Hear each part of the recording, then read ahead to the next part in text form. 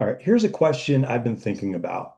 What story is the internet telling about your business? So if someone looked at your website, your reviews, your social profiles, PR mentions, and third-party sources, would they arrive at the same understanding of who you are and what you do?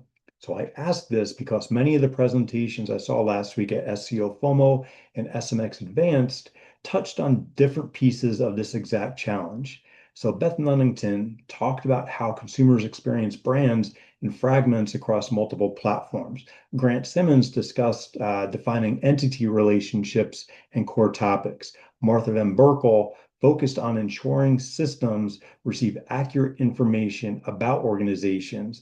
And Mike King discussed how brands are represented across the broader ecosystem. So what ties all of that together is consistency. So the strongest brands tend to repeatedly communicate the same message across different spaces. The more I thought about it, the more I found myself coming back to four simple questions. So can these systems confidently answer one, what are you? Two, what do you do? Three, who do you help? And lastly, why should someone trust you?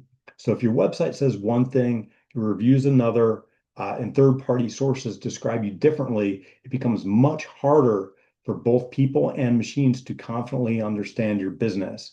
And that's becoming increasingly important because the systems aren't just organizing information anymore. They're making recommendations, and recommendations require confidence. So one of my biggest takeaways from the week was that businesses may need to spend less time asking, how do I rank for this keyword, and more time asking, what story is the internet telling about my business? Because whether we're talking about Google search, AI overviews, AI mode, Claude, ChatGPT, Gemini, or whatever future agentic systems pop up, they all are going to have the same underlying challenge. They have to understand who you are before they can recommend you.